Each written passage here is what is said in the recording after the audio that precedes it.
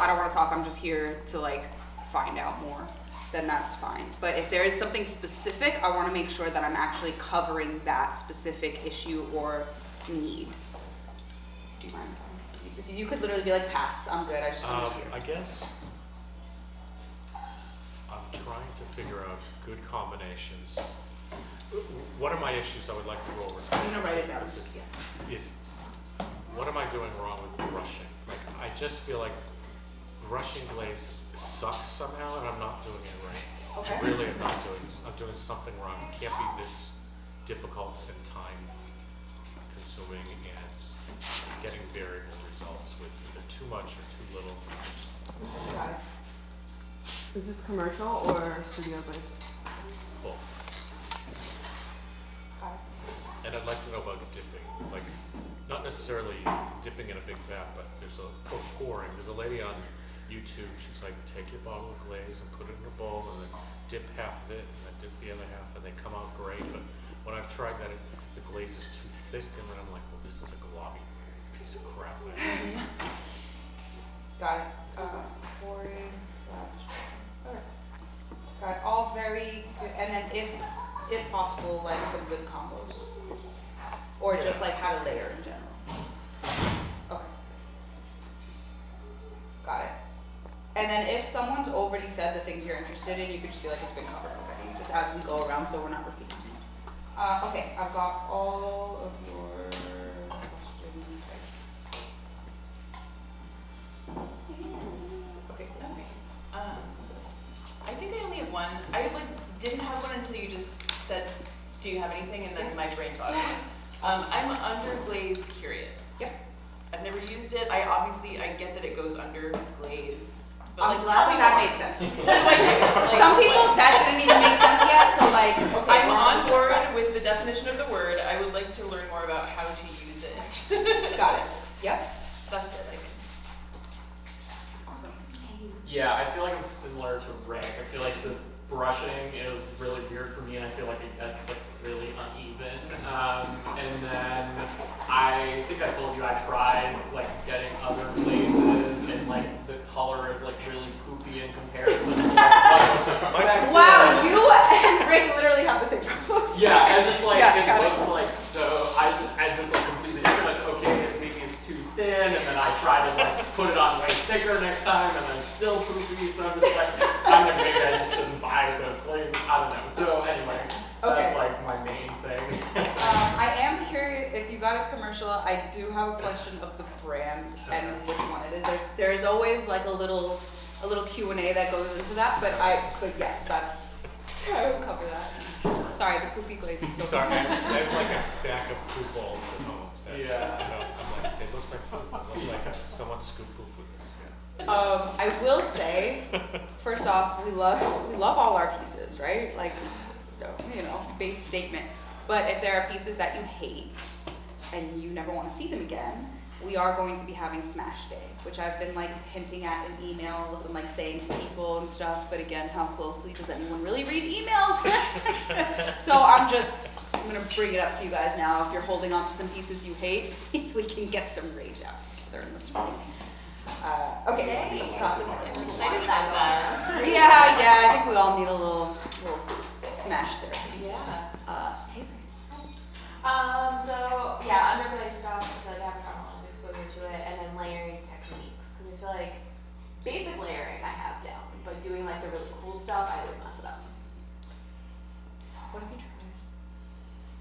I've tried cascades a couple times, but there's a technique to it. Got it.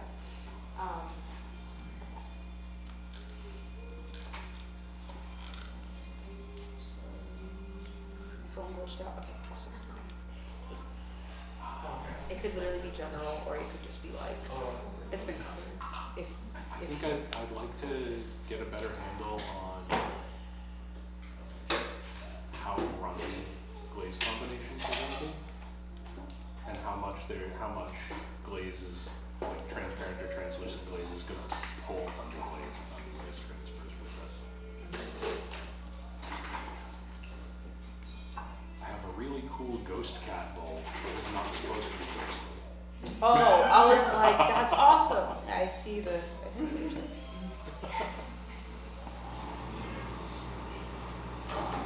I have a relatively quick workaround answer to the second part of that question, but I'll address in time so I don't have my ADHD get sidetracked. Great question.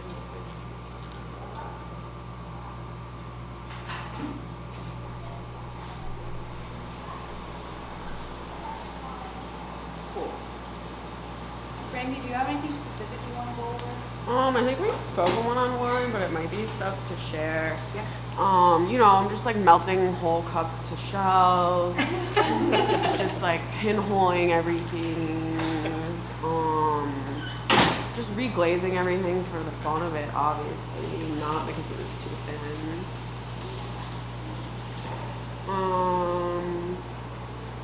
Oh, and then like I'm making things that are not like gravity friendly. So like, how do you make sure that doesn't shatter in the kiln? I literally wrote aren't gravity friendly. They really aren't. Honestly, now that they've been bisqued, I'm slightly less concerned, but was Yeah. holding my breath the whole time I moved those, I'm not gonna lie. As long as you don't break it before it gets into the kiln room, it's probably fine. We'll see. Okay. I guess like more specific to that. But also, I do like a lot of underglaze stuff, so I've been trying to figure out ways to like either wax around the underglaze so that the glaze doesn't cover it up, or to glaze over it with clear and I guess like still be able to see the pattern or whatever I painted nicely. And I feel like it's still not consistent, I guess. Mm-hmm. Gotcha.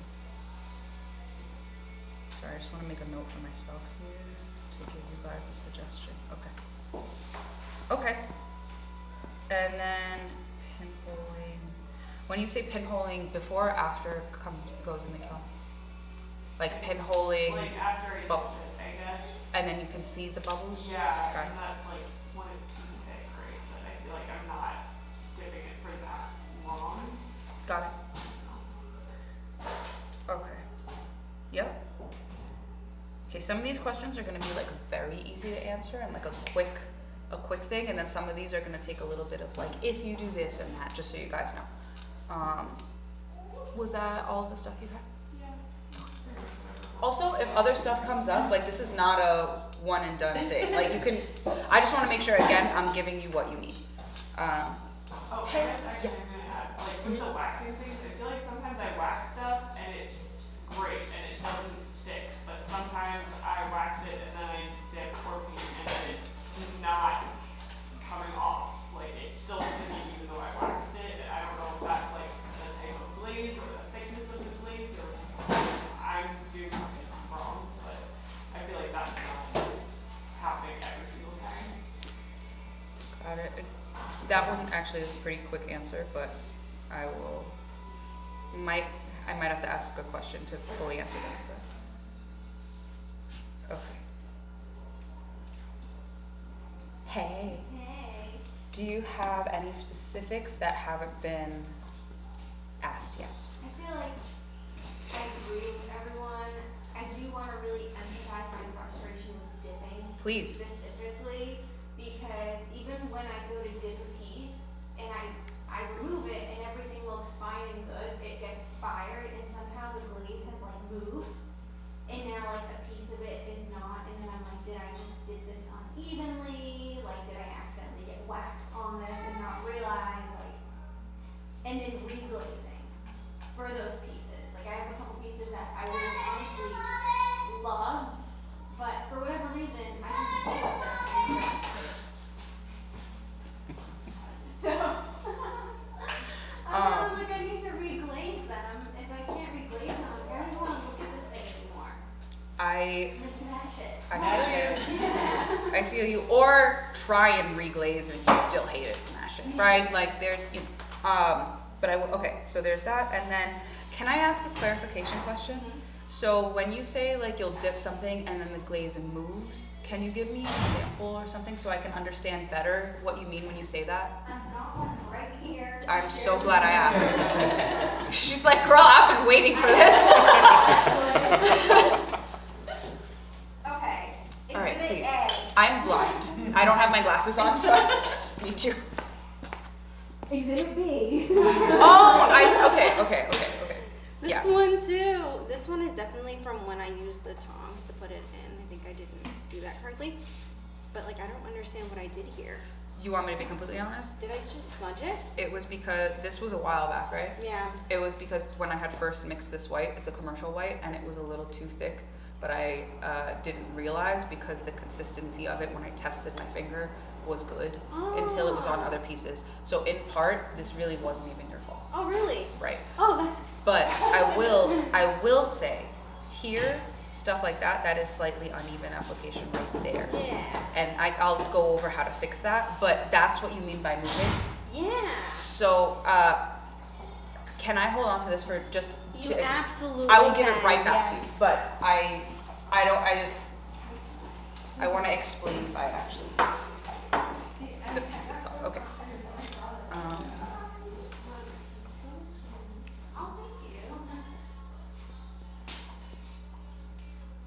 Okay, I made a note of even applications. Got it. Okay, thank you for clarifying that for me.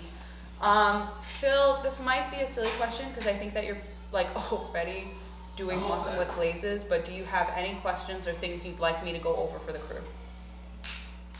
It can come up later, but I just want to make sure I'm covering everybody. I guess just mitigation of cross-contamination when glazing. Yup, that's a good one. Appreciate you. You're such a science nerd. Mitigation. I'm gonna write it just like that too. Mitigation of cross-contamination. Sorry. Don't be sorry. I speak that language. I love it. Wait, why did my phone go continuation? It's like you're not that smart. Yes, thank you very much. Okay, perfect. Thank you for that. Sarah, is there anything you'd like me to go over in particular? I think everything's been covered that I'm Cool. interested. Jen. Yeah, I mean, I do a lot of combination, and it's something's wrong with me as a person, and I want you to diagnose that. Okay, I can only do play related conversations. So yeah, just like I need to stop sooner. Me too. Okay, hold on. So sorry. So I got it. Sorry. Please continue. Yeah, so I think I just need to leave more room or do fewer codes. Like I just need some like comments on that. But everything else. Okay. All right. So it sounds like. All right. These are such good questions, you guys. Shit. Okay. So I'm gonna start by talking, and then I'm gonna actually do.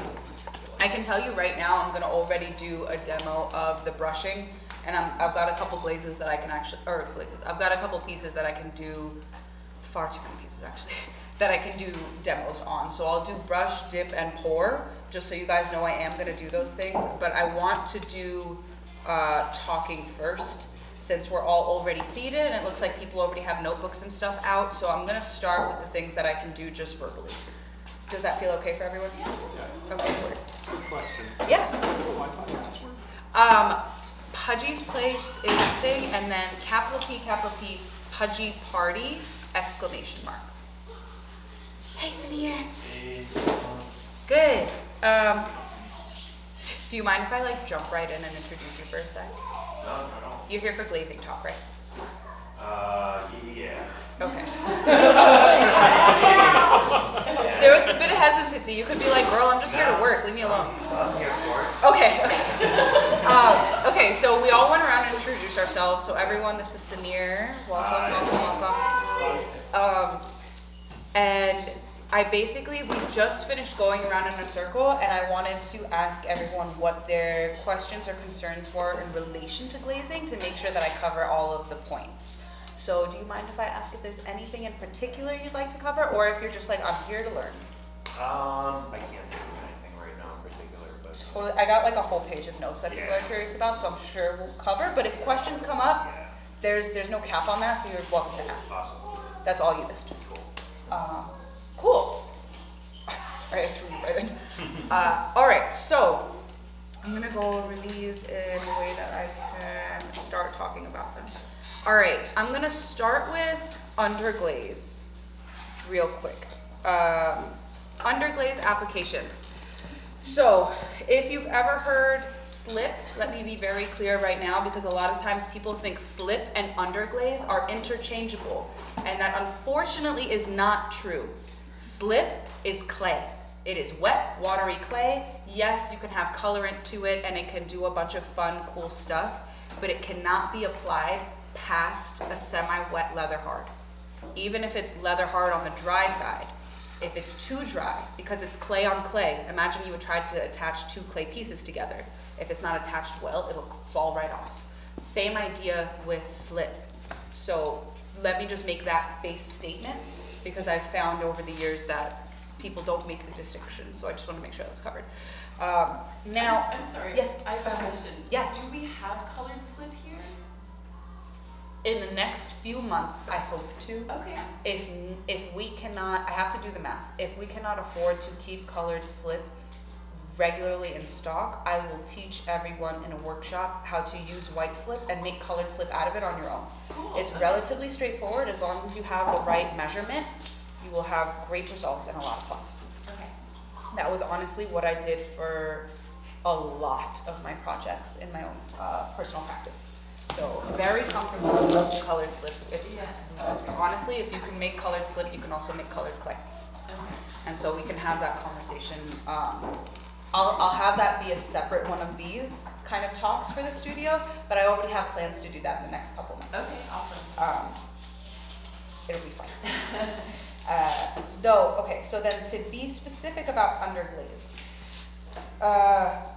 Bob, your question was how to like not make it run, right? Like how to keep it stable. So when can you apply Underglaze? You can apply Underglaze at any point of the process. It can be when it's still relatively wet, but the main issue with that is if your clay is too wet and you brush, you're mixing the clay colorant, right? So I would say the best results, in my personal opinion, would be applying Underglaze when it's leather hard or bone dry. That being the case because then you can bisque it, and the Underglaze not only becomes baked into your pot, so it's not going to run or have any of those other issues because it's officially homogenized with your clay. I'm so sorry my back is to you guys. Where can I sit? Let me sit over here so everyone, no, it's okay. I'll sit right here so everyone can see me. I just don't want to have my back to y'all. I'm sorry. I'll speak like, if I'm here and speaking like this, can everyone hear me? Yeah. Okay, great. So it will become baked onto your piece and homogenized with it, so there's no longer a risk of running. The second, slightly more scientific reason is when it bakes in, you can now we're not going to do the calculations, but other people who have labs that can do it have done the calculations. And the porosity and absorption of the clay and underglaze kind of become one as well. So then you don't have a layer of underglaze separating the glaze from going into your pot. So you actually have a better overall piece instead. So if you've ever had issues with pinholing on top of an underglaze, or there being like a not great texture, or it getting bubbly or weird, all of that usually happens because the glaze and the underglaze are both fighting to burn into the pot at the same time if it's applied at bisque. So you can absolutely apply underglaze when it's at bisque stage, but then you run the risk of it, like Bob had said, the ghost cat, right? Like dripping down the pot or it not staying where you want. Or the other issue that people run into is like if you're brushing, right? And you've got an underglaze design and you worked so hard on it, and then you brush or do something because you want a light application and you don't want to pour or something like that. Then you're like brushing away all that design you just did. So to avoid all of that, my helpful suggestion would be applying the underglaze when it's leather hard or greenware. Or bone dry, greenware is all of that, but leather hard or bone dry. And I don't think if there's any other. Does what I'm saying make sense, or are you like, what the hell is she saying? But that's Yeah, helpful. that's good. Can you Oh, yes. talk about the difference between a matte underglaze and a shiny underglaze and your preference? Yes, and I think you already know my preference. So, I have a real beef, like genuinely want to have lectures and debate with these companies that say glossy underglazes are underglazes. Because in my opinion, my very humble, what do I know opinion, glass is what makes something shiny. And if it's shiny, it means that it's going to fuse when it's in the kiln. Underglaze that is matte, which means that it's, or like Amico calls it their velvet, for example. So underglaze that does not have a gloss or a shine to it, you can put anywhere. It can go on the bottom of the piece, it can go inside, outside, whatever. Have fun, go nuts. The second that it becomes glossy, you could be like, oh yeah, it's underglaze, it'll be just fine, no problem. And then they don't warn you it's a glossy underglaze, and suddenly you're like, why the hell did my piece stick to the kiln shelf? Or why is it fused to this other piece when I just wanted them to be baked like next to each other or something? And it acts as a glaze. Now the downside, it tricks you. You think it's a glaze, it's fixed, it's finished, it's all of these things, but it actually doesn't have the full chemistry to be food safe at glaze without a top coat on top of it. So then my whole opinion is, why even make it glossy then if I still have to put a top coat of something onto it and I can't have fun with layering or all of the other stuff I want to do? If you have a matte or velvet underglaze, you can also mix them like paint.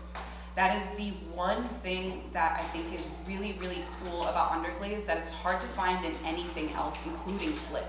Underglaze, you could literally take red and yellow and make orange. Whereas with other glazes, that might make purple. Like it's a complete chemical reaction that we won't find out until later. But underglaze is really just shelf-stable colorant that's got some clay in it and other stuff that can really bind to your piece. So I've seen pieces where like the underglaze hops to another piece. Like, Yeah. is that more because it's like a glossy underglaze or matte underglaze, or someone just put like too much? Because like I've had pieces ruined by other people because their stuff like hops. It's probably because the pieces were layered in something else. So like in bisque, a lot of times to save space and to save on energy costs, we're layering pieces in there because clay on clay is not going to fuse. Right. So more than likely it was something like that where it's making direct contact, to which case it fused. Like, could you give me an example? So Was it on it the was outside like- of a cup? so Or it's was like- it? My cup was here, the other cup was here, and Okay. it like jumped pieces and literally dripped down the piece. Dripped? Yeah, like it was like a drip down the piece. Underglaze? Was it a glossy underglaze? I don't know because the person just like put a note in and was like, sorry, my glaze hopped in your piece. So was it glaze or underglaze? It was underglaze. Cause it was in a bisque fire. Okay, so the flashing, like two answers to that. Running, I'm very confused, and I'm gonna go ahead and say that might have been one of those glossy underglazes, to which, once again, They're so fun. What brands are those? Just like Every brand. but honestly- Stroke and Coat is like. I thought that was an underglaze. I thought that was a glaze. Yeah, I thought that was a low fire. Stroke I and thought Coat stroke and coat is an underglaze and a glaze. They market it as everything. this is the main company that I want to literally, I'm like, let's go gladiator style, stop. Like, the science is, because what do you mean? I literally read the back of a Stroke and Coat yesterday and like crashed out. Because this exact question came up just in the studio.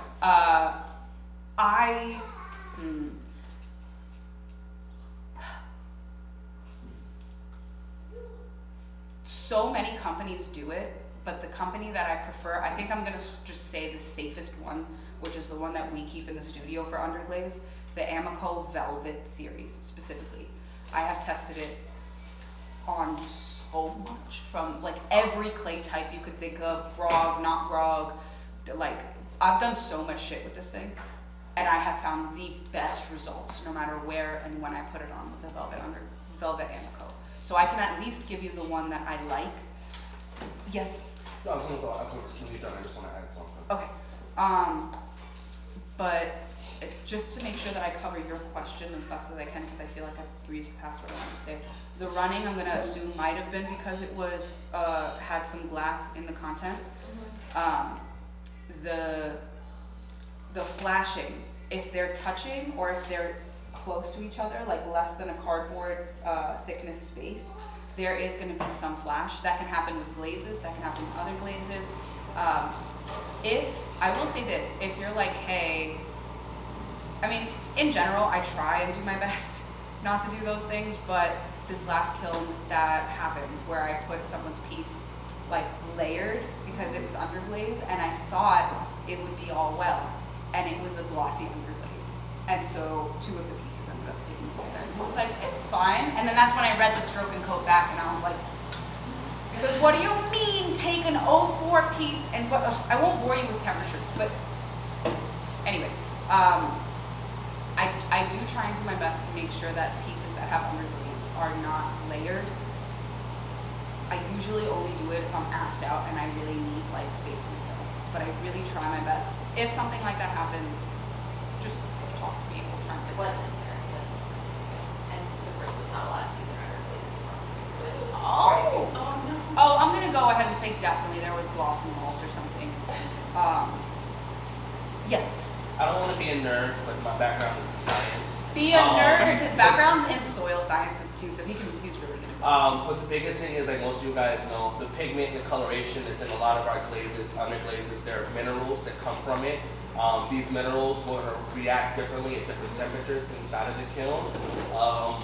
There are scientific teams in a lot of these places that make these underglazes and things of that nature. But you have different kilns, like we say, you have different temperatures and your pieces coming together. So all these different variables, unfortunately, contribute to the possibility that something can go wrong. And the biggest thing that we all are aware of is a lot of these mines are closing. So where they used to get some of these pigments from originally and some of these original recipes, they can't get them anymore. So they have to find replacements with synthetic ones, or they have to make them with different variables coming into it. So that's the thing where they may have had a recipe that may have been the same, that was consistent for years.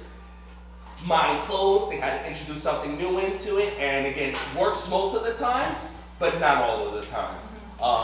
So that's one of the big things just to be mindful, because that's something we go through when you're making like the glazes and the dipping glazes, prime example. A lot of the times we have to get different ratios of these minerals to go inside of it to give it that color. But when these mines close, it really makes it hard to reenact what we originally were used to.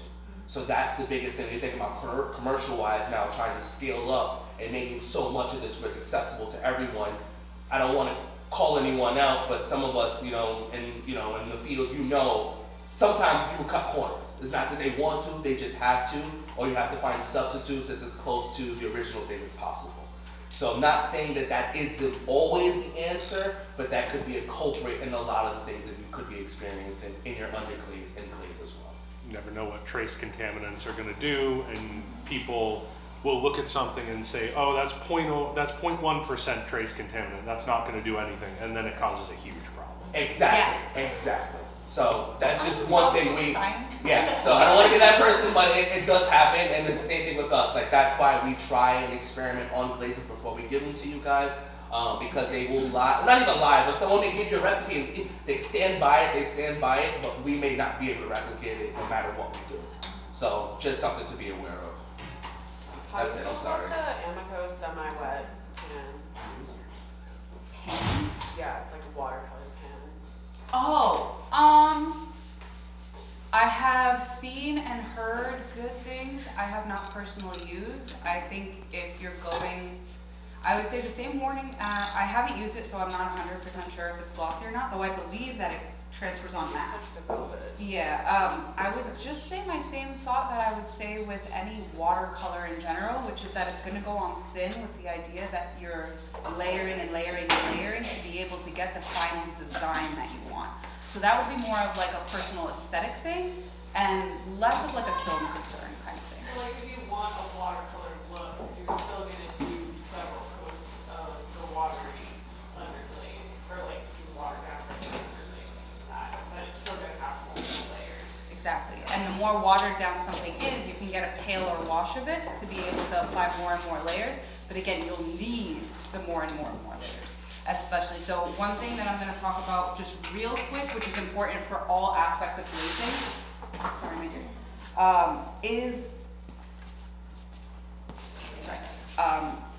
is glaze porosity.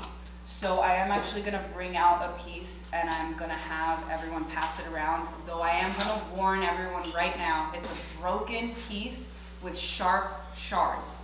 I'm passing it around so you can see how thick a pot is, how runny a runny glaze can be from the top to the bottom of it. And it's basically going to cover a lot of the things, but I want you guys to see what I'm talking about with clay thickness and absorption. So I just want to bring that out, pass it around. But again, please just, be careful.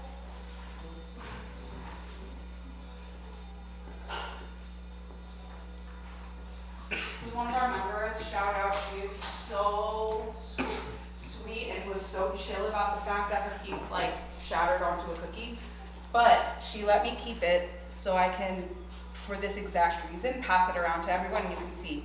So at the base, you can see where the glaze gets too thick and how it pools versus where at the top, you can see how it's basically non-existent.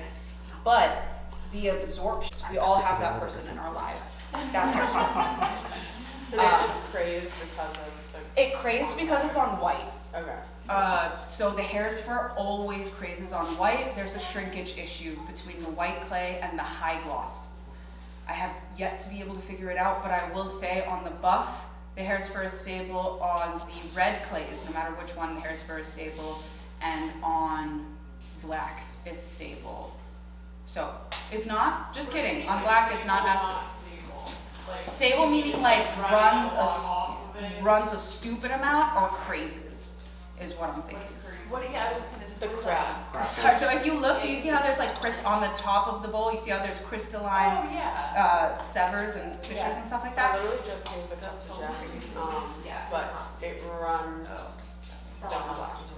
I know it runs, but does it run all the way off? Really? Shit, I didn't have that problem. It went all the way to the bottom corners of the walls, almost empty. Oh, yeah, that part, yeah, you're right. It doesn't run quite as bad as on the white, but it does still do that, you're right. And in case you're like, well, why does it do that? Just so you have an understanding moving forward if something is going to run a lot or not run.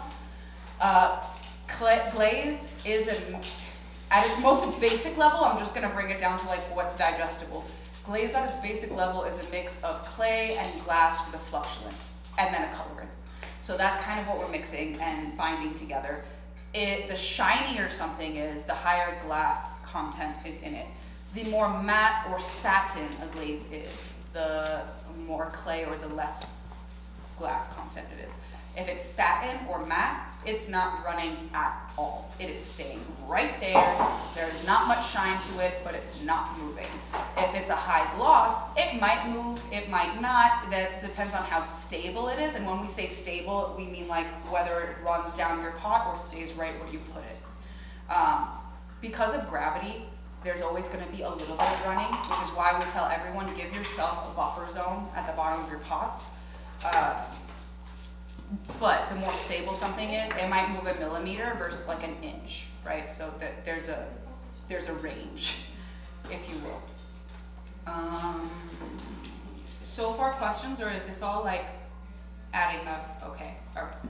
I'm gonna. Wait, can I add something Yes, please. about the matte? Please. Satin glazes, if you Yeah. use them in combos, it will run. Say Combos, that's all. combos with Depending each on- other or with glossy stuff. I don't know, I have to look at all this stuff. But I have one that's alabaster and it always has runs and everything. Really? Okay.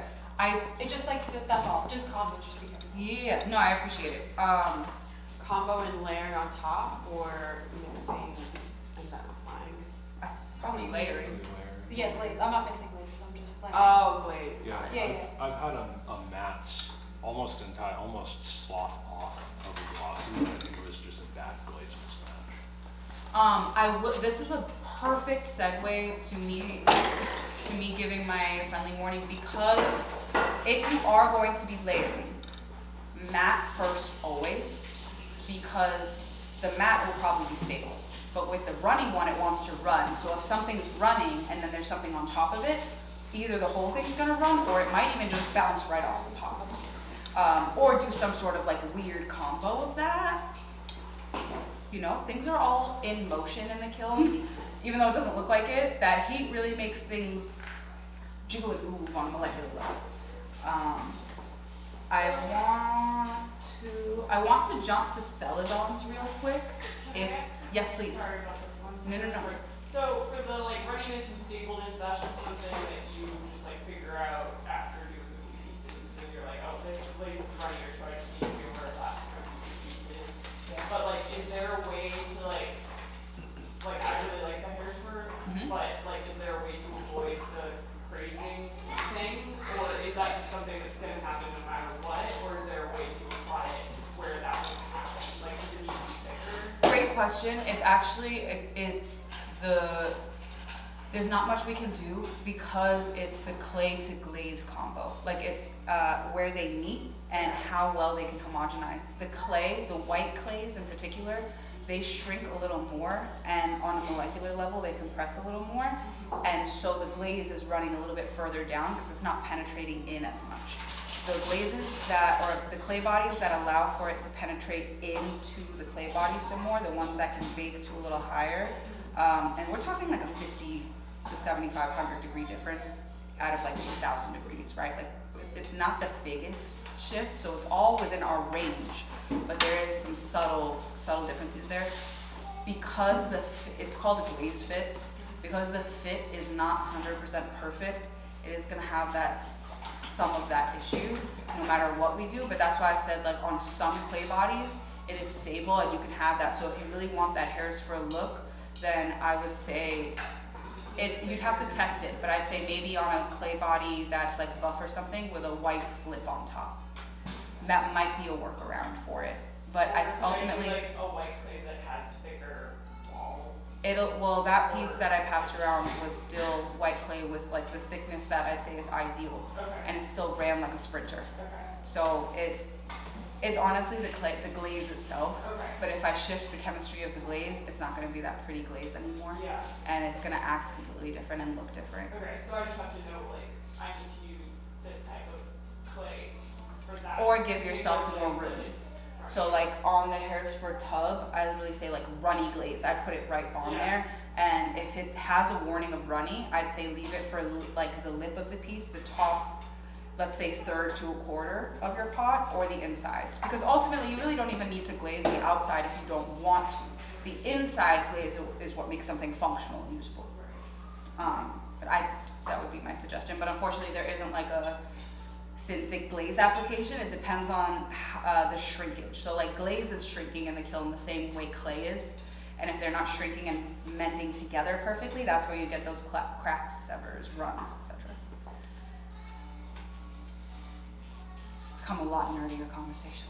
I hope you're all okay. Is everyone okay? Does anyone have follow-up questions thus far?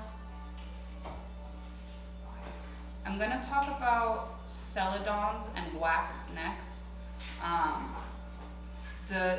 Is everyone okay if I like jump to that? Okay, so since we were talking about underglaze, I kind of want to wrap that idea up. So as we're talking about hairs for semi-translucents, things like that, that's why I want to bring celadons into the conversation at the moment. If you don't know what a celadon is a category of glaze that comes, is it China? Yeah. Leave China. Thank you, my dear. And celadon is a transparent glaze that has colorant to it. So if you are doing underglazes, if you've got super textured pots, things like that, and you want to have some dimension, but you also are like, I still need to be able to see through it and things like that, celadons will be your friend. Some of them are a little runny, some of them, they take some testing, and unfortunately, there is never gonna be a straight, flat answer of you don't have to test. I wish I could be like, here you go.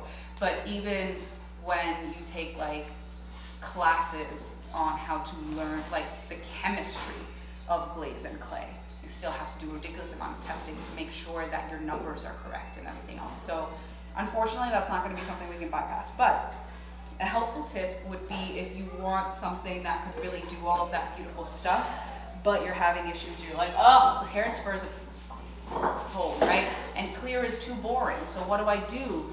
I would suggest Celadon.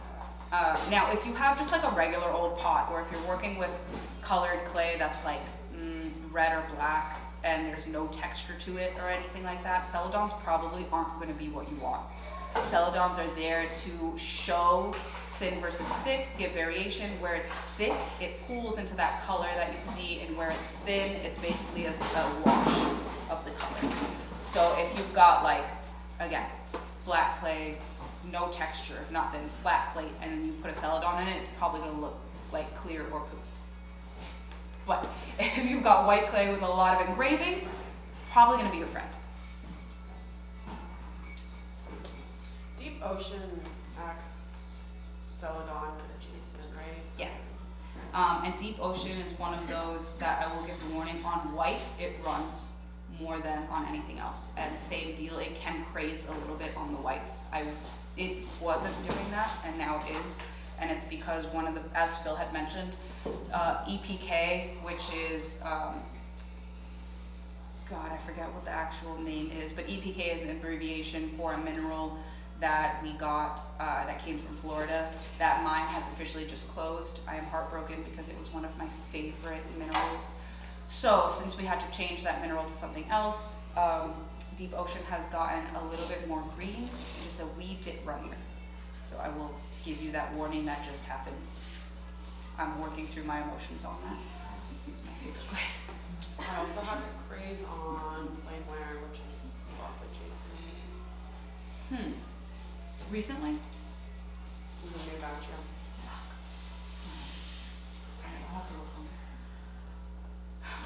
Sad day. It's constant, like, because it's all mines, we're constantly adjusting.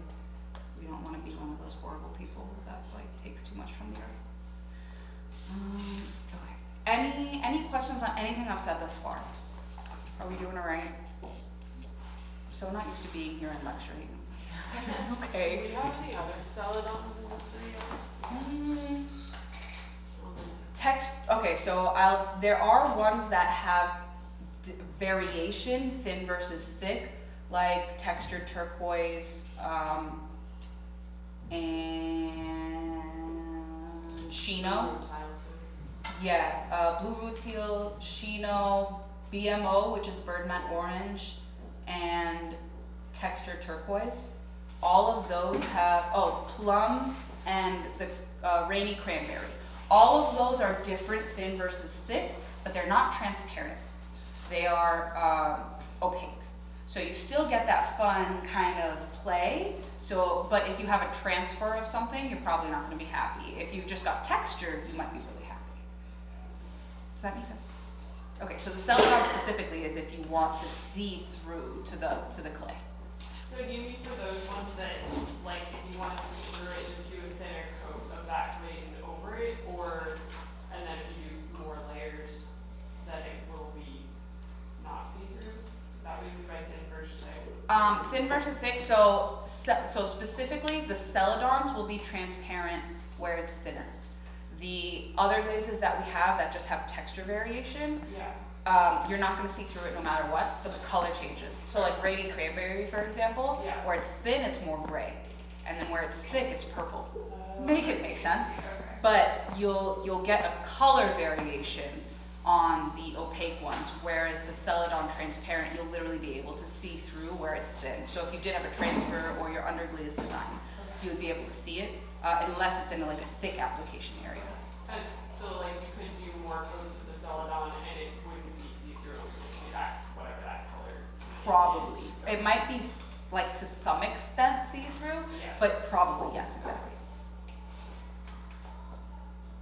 Questions? Okay. Questions?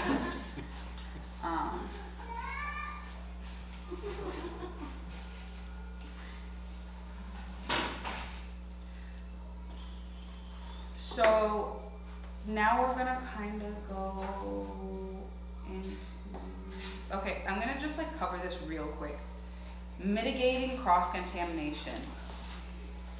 If you have red and you immediately dump into blue, blue is not blue anymore. It's whatever the hell mixed red and blue. So like there was one time in, I guess 2 studios ago, in one of my old studios that I used to be a part of, where someone, God knows who it was, but if I ever find them, someone took their pot, it was either like a pot that they just dipped and dipped into another one, or they took a dirty brush and mixed with the wrong brush, something. And it was Harrisburg, because that glaze has come with me through so many places, but they mixed directly, and oh no, it was their transparent. It was their transparent, and then they mixed, and so then I went to use the transparent right after, and my piece was like clear black, almost. And just that little bit of like a dirty brush mixing in a whole giant 5-gallon vat completely changed clear into like what was now a gray celadon. And I was like, okay, not what I wanted. I wasn't totally unhappy with how it turned out, because I have black cat energy and it was fine. But really wasn't what I was hoping for. So that cross-contamination can be dramatic, and especially when we're talking about pints with that little bit of space. Likewise, if you're like, I cleaned it, but you can see glaze residue, or like your glaze brush is leaking a color, it's not good. That's enough to cross-contaminate something else. And so, you know, one-time rinses and getting most of the gunk off in this glaze bin is great. But I do really ask everyone to do final rinses in the sink to get all the rest of the little microscopic little residues that like to hang out in the like wood to bristle area out of it. And same thing with all tools, right? Like the clamps, the toilet brushes, what do we call these things? The toilet brushes, all of that. You want to really make sure that they're clean in between all of that. Does that make sense? Because it also changes the chemistry of the glaze. Completely, exactly. And I mean, that could be to a benefit, maybe, but probably not the best, and we can't test what that was to replicate it, because, you know, it was an accident. So even if it was good, then we're like, wow. Maria, you had a question? I've been nervous to like layer dip glazes, so when I use like the dip glaze, I'll just pick one color and that's it for the piece. Is there a way to dip the same piece? Yes. You just have to make sure it's 100% dry, I'm assuming, before you move it, and it will transfer? As long as it's 100% dry and you've cleaned the wax area. So I'm gonna jump to wax next, and then I'm gonna fully answer that question for you. But technically, yes. Though, if you want my honest opinion, I think that the best results tend to happen when you dip and then do the second color as a brush. Because then you don't have something that's too I've mixed my words together. You don't have something that's too thick. I don't even remember what I was gonna say now. You don't have something that's too thick, or something that has like a ridiculous amount of pinholes or chipping off or anything like that. Damn. I'm gonna answer your question in 1 second. What a stud. But that leads me to wax real quick. One of the main wax questions was why sometimes it's like perfectly fine on your pot and it resists all the glaze, and how come sometimes it's on there and it's like not resisting my glaze at all. The first way, I think we answered that question, right? So the first simplest way I can answer that question is, how long did you wait after applying the wax? And this could be like a couple minutes difference that makes all the difference. So if you wax something and you wait a day, you don't have to worry at all. You dip, whoosh, that shit's flying off, because it's completely dry, it's fused into your piece, and it has no moisture content of its own. Now, if you have just applied it, waited like a couple minutes, and then you're dipping, which is like kind of what I force everyone to do in class because we're on press time, right? If you're going immediately from wax, the wax is dry to the touch and stable and all of that. The inside where it's fusing to the pot, there's still moisture. There's still a drying that's happening and evaporating into the pot. And so it's just not repelling as much because it's already still doing the job, fusing.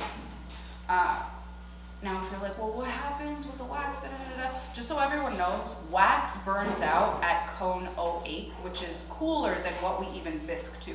So before we even reach our bisque temperature, the wax is gone. So that's a positive in case anyone's curious. If you fuck up on the wax, if you mess up on the wax, and you're like, I literally can't get this off, I don't know what to do, because wherever wax goes, it's there now. That's where it lives, congratulations. You can have a Bob Ross moment and be like, okay, happy accidents. We're gonna go with this and we're gonna make a pattern out of it or a design. I love that for you, how creative, top marks, have fun. If you're like, hell nah, if you're on a time crunch, you can sand it away. You can use a heat gun and kind of burn some of that out, or put it in the microwave and kind of burn some of that wax out. Use sandpaper again. It won't be perfect, but it's a good option if you're crunched on time.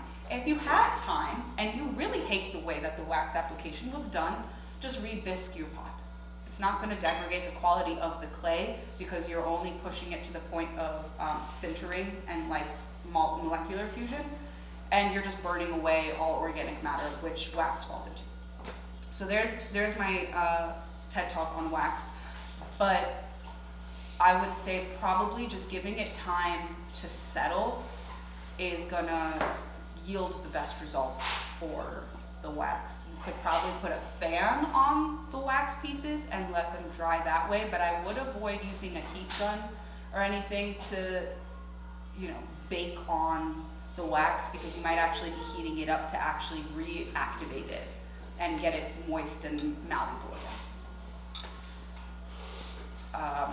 So Yes? if we're re-bisquing a piece that has wax on it, do you just want to sleeve like a hand with it? So that you know. It's usually pretty obvious, but I think it's okay. It's usually pretty obvious. I'm not too concerned about that, but if you feel like there was something special about it or weird, or you're nervous, notes are always welcome. Inside the pots though, because Felicity really likes to steal notes. So. It happened once, I was like, there was no note. I think it was with Brandy. I was like, there was no note. And we found a note 2 weeks later in Felicity's room. So, she is the best assistant, but she's really into notes. And so she was like, it's Brandy's, it's mine. We should leave her notes as decoys then. If it's got color on it and hearts, that's a great decoy. Crayon, for sure. But we've worked around it, we've talked to her about it. That shouldn't happen anymore, but if there's notes away from Felicity height, would probably be ideal. I love her. That's where we're at. She's still in training.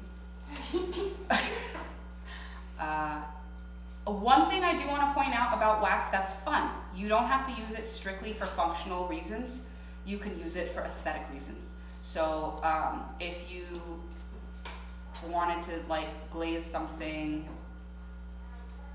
jewelry and then do little hearts or some shit, right? And then with wax, wait a while and then do another glaze on top of it. That wax resist will still resist, but it'll only resist the top glaze. And so then you can have this cool design where the hearts will just be jewelry, and then everything else will be whatever the combination was. So you can use wax to your benefit. Also, if anybody is having a hard time with drying their pots, let's say where there's thin spots or attachments really. So let's say you have a mug and you attached a handle onto it. The attachment points sometimes break off because the handle dries so much faster than the pot itself. And so there's, where things shrink and dry unevenly, is a lot of times where they crack off.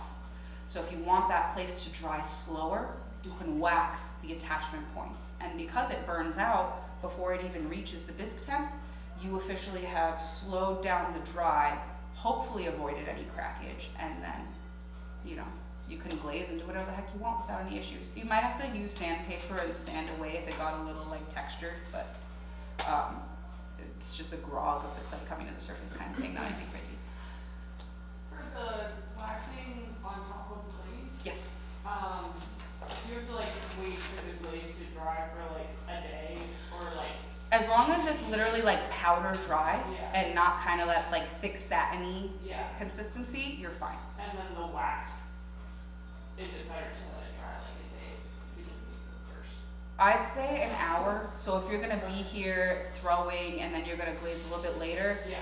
do whatever you want to wax, Okay.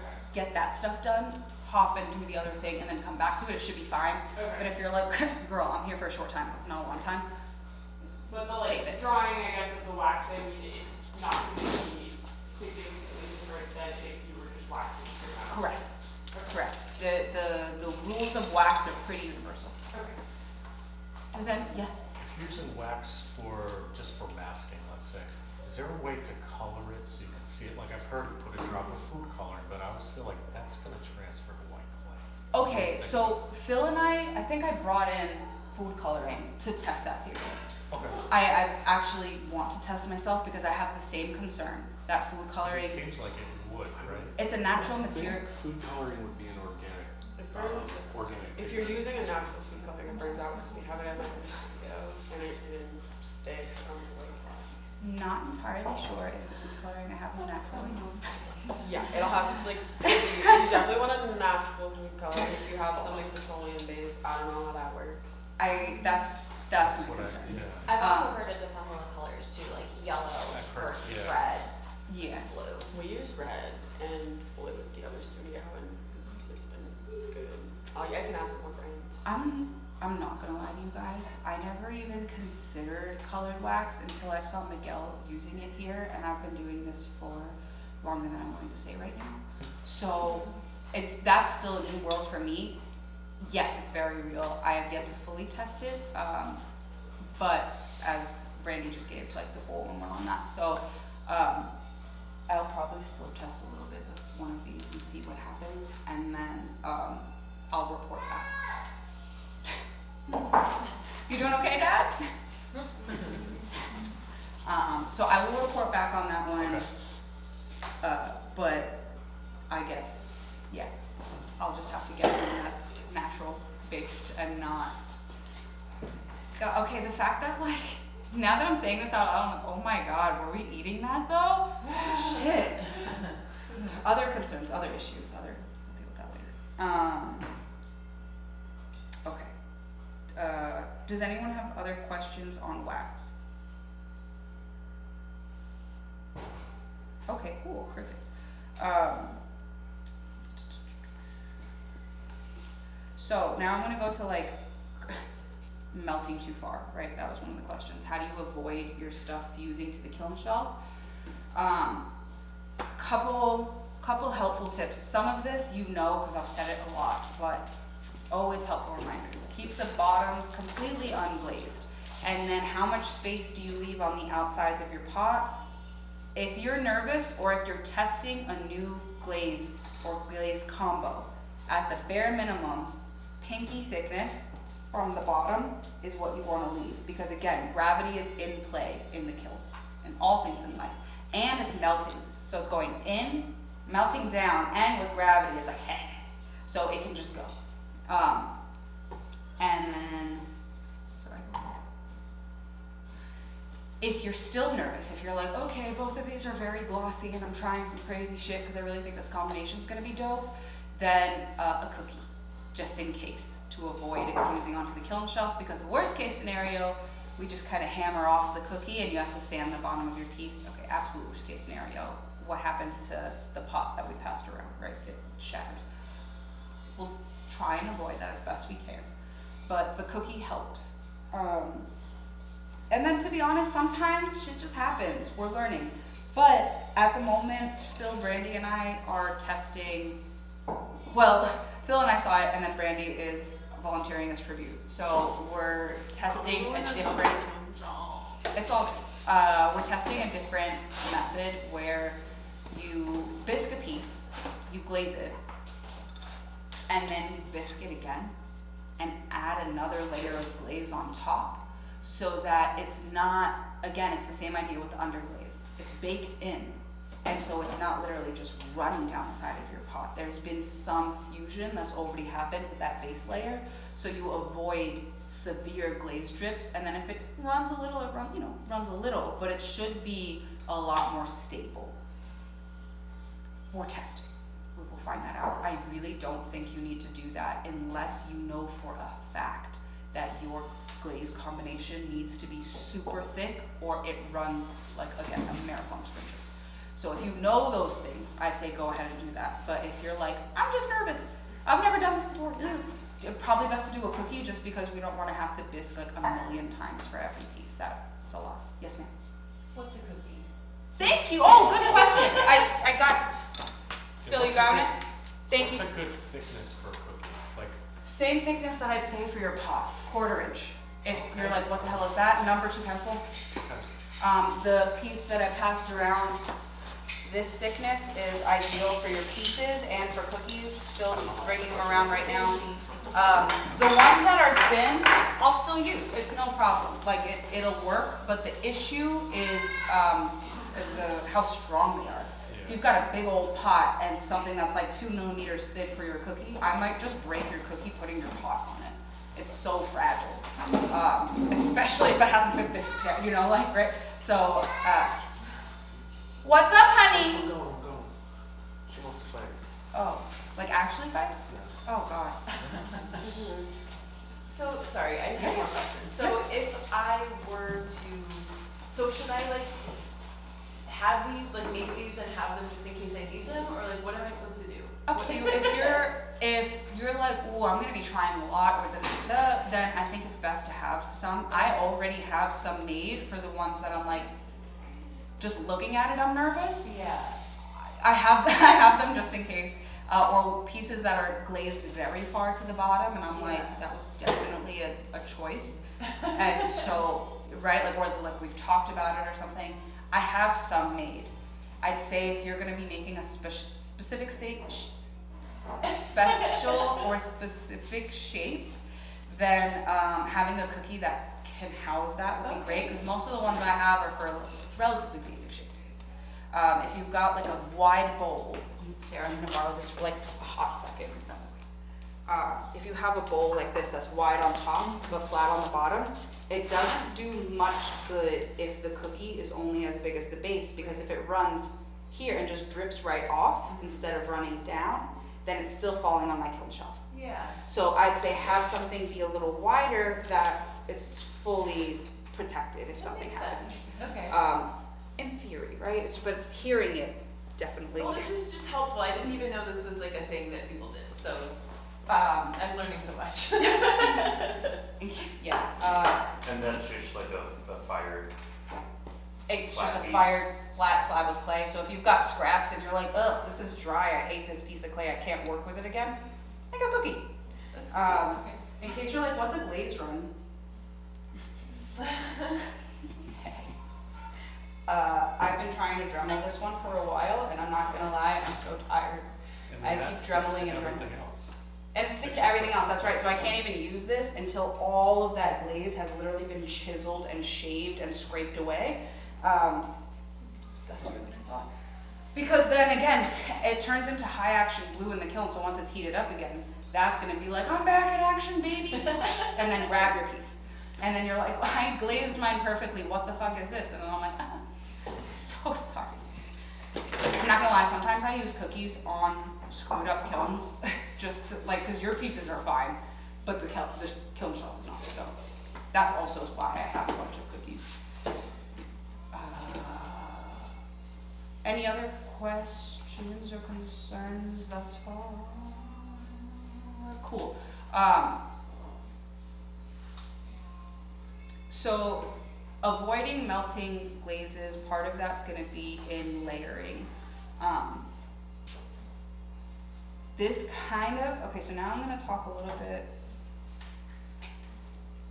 Can I actually ask a question? By So all I guess means. you were talking about running, like, what if you like want runny stuff? Like, I love it. yeah, Yes. Leave yourself some room. So just get ready. But is there like, I guess like, if you, like, how do you make, like, is it just like the glaze selection? Like, how do you like make it runny? You're like, oh, I want, like, I don't know, like at the top, like I want, like, you know, I'll have one glaze and then on top I like want something and just like running down to like the midpoint of the. How do you purposely do the scary stuff? Okay, now we're having fun. Okay, so I've done it plenty of times. You basically want to choose, well, if you're going to use one glaze and one glaze only, right? You want to make sure that it's thick enough. You want to make sure that you're giving enough, thanks, takeout container. You want to make sure that you're giving enough space. So let's say this is your whole cup and you want to have like crazy runs and go nuts. First, just give yourself the cookie already, because even if your piece doesn't stick, there might be some globs and stuff that happen, so it's best to just catch that and avoid, well, for me, it's best to catch that. I guess that's a selfish request, if I'm being honest.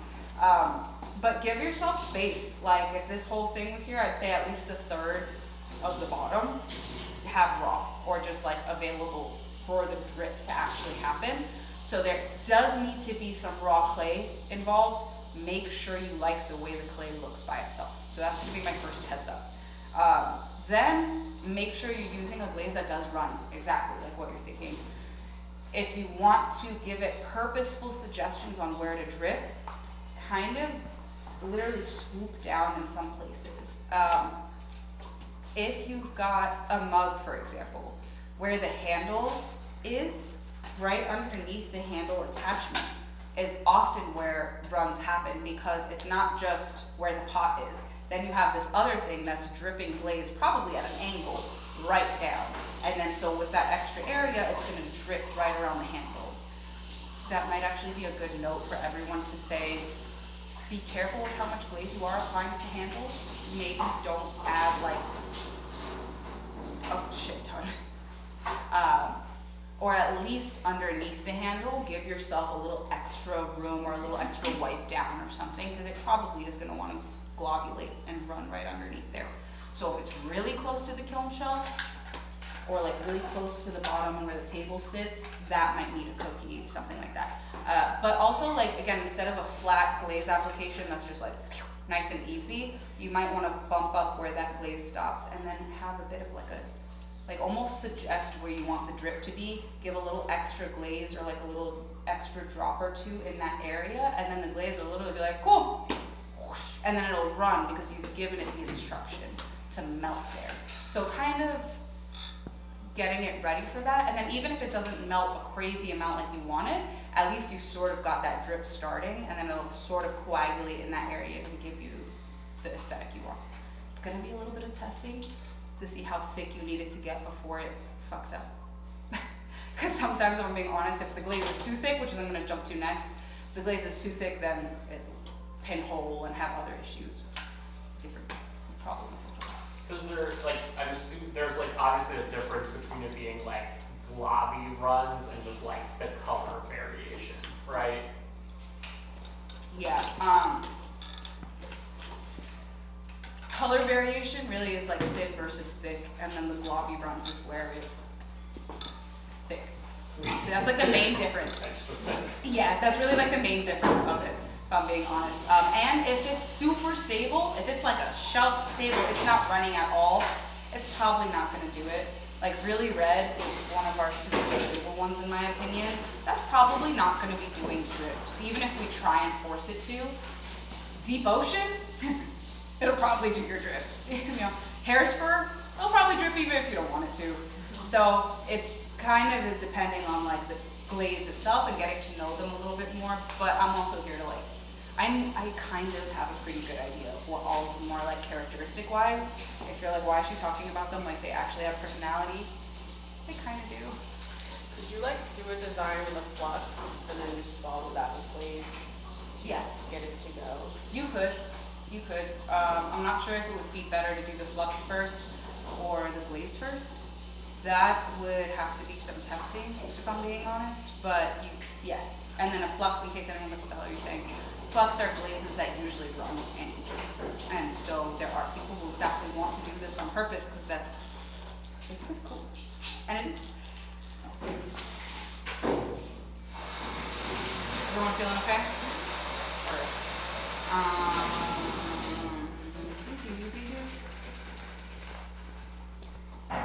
Sorry, I'm just double checking.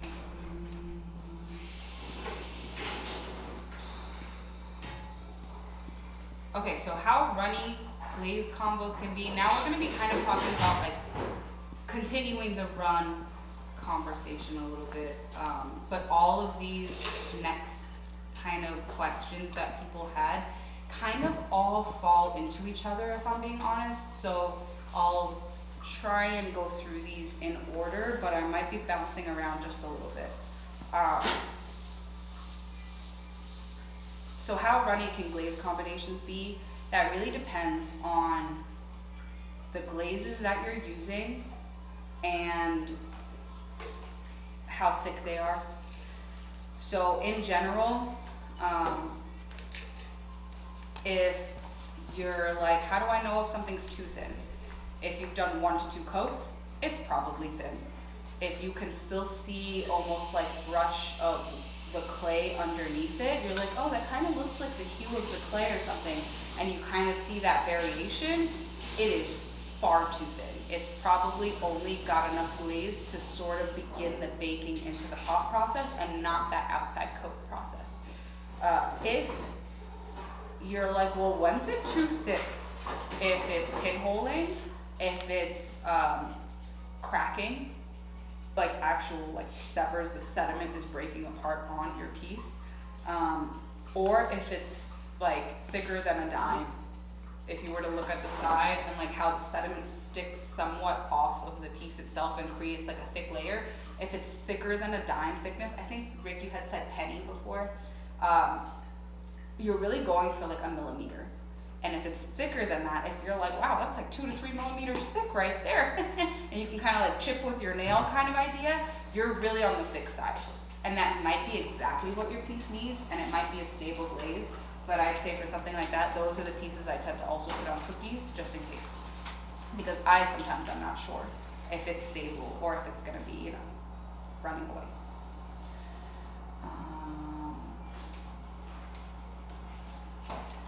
So if your piece is pinholing, which is when those kind of like microscopic bubbles pop up on your piece, there is a first step that you can do, or if your piece is like hella streaky.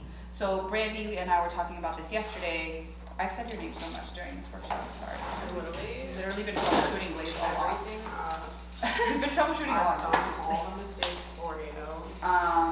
This has been my entire career, honestly. So pinholing or very streaky glaze applications where you're trying to brush, this kind of goes into the brushing, right? So like some of these next topics bleed into each other a bit. If you're brushing and you're like, dang, it's like leaving thick chunks here and thin chunks here, and I can't I want it on there cohesive. You're gonna have to have, depending on the glaze, some of them brush beautifully, and then some of them brush horribly, if I'm being honest. So glossy black, I love the glaze, but I have to pour Epsom salt into it every time I mix it just to make sure it stays in suspension. And so brushing it on is also a pain in the ass because it brushes and it's like glop, it's already dry in like the first second that you brush it on, right? And then other ones, it's like pretty fluid for like 15 to 30 seconds. You have time to brush it all the way down your pot and get that even application. For the ones that are a bit more temperamental or have some character to them, we'll say, like the glossy black with brushing, let it dry. So let your piece dry, even if it's slightly uneven application. Take a very dry finger. Your finger cannot have moisture content on it when you do this, otherwise it'll snag the glaze. Take a very dry finger and gently, as if you were going to touch a feral cat, gently rub the surface. The friction is going to act almost like sandpaper on the sediment. And then that will produce some powder of the glaze. So on a safety level, do that over the sink, do that over a bucket of water, do it away from your face. Do not get dry powder, clay or glaze in your lungs. I don't care as much for class because people are maybe here for a couple days and not a long time, but as members, please keep sediment away from your lungs. Side note. Brush, brush, brush. Gentle, very gentle, just a little. And then pinholes will go away if you do that. Uneven brush strokes tend to go away. And then you can take inventory of your pot after. And then you can still see it's a little thin here, it's thicker here, and you can kind of tell that millimeter variation in the thickness of the piece. And then that's when you go through, get a clean brush. A lot of times the issue is that the brushes are so caked and thick and chunky with the sediment that going to put that thick chunky thing right back on your pot, it's automatically gonna leave a glob. So cleaning your brush and making sure you have a semi-moist brush before you add the next glaze onto it and then do another glaze brush is gonna help a lot.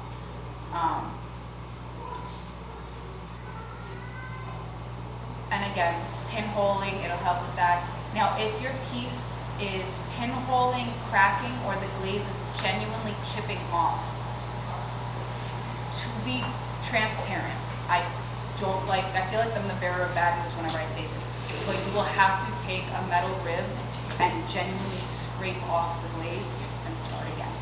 And that's not always ideal, people don't want to hear that, but if you want the best results, that is gonna be the way to make that happen. Hi, sweetheart. Well, post-firing. Post. Even if the glaze looked okay. A new TV. We're gonna go see a movie later. We are. Yes. That's what we call a new TV. So if it's pinholed post glaze, then that's when we start talking about refiring our pieces. That's when we start talking about refiring the pieces. I will warn you now. My warning for refiring a glaze, refiring a biscuit, whatever, go for it, have fun. Refiring a glaze, something that's already reached its vitrification point, and vitrification is when all the clay molecules, the glaze, and everything come together, seal, and homogenize into one solid thing that is no longer porous.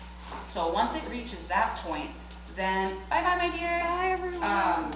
Then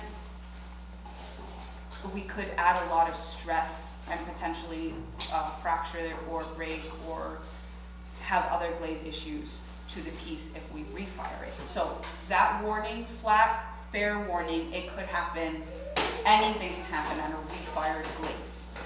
If you hate the piece and you're like, dude, it's either getting smashed or refired, so let's go, then yeah, let's go. But if you're like, I basically love it and I'm just gonna use it as a vase or something else because I really love how beautiful it is, or just like, I just won't drink out of it or something, it's probably best to keep that piece.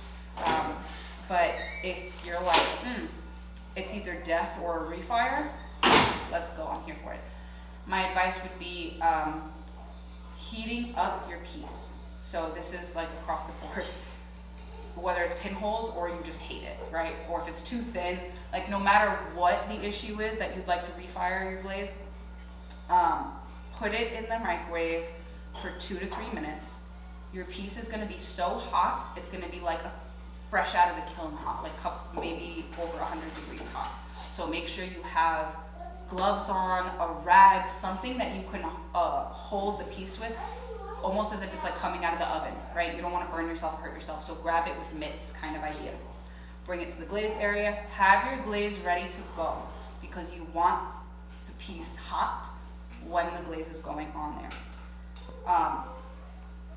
Add a thin layer, just like one coat of the glaze into the pinhole area, and then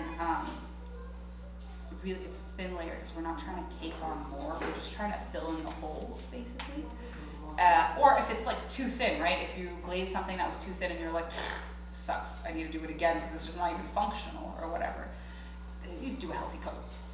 But once you're done with that coat, give yourself extra room than you did the first firing for that glaze. So don't go all the way to the bottom or where you normally would glaze to. Give yourself a little wiggle room because again, we're refiring, we're adding another layer, it's gonna get thicker and some things are gonna happen.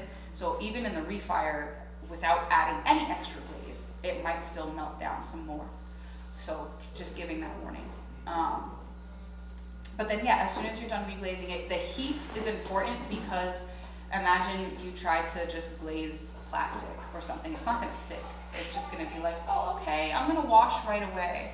But the heat opens up the molecular pores of the glaze enough that we're able to at least get the sediment on there.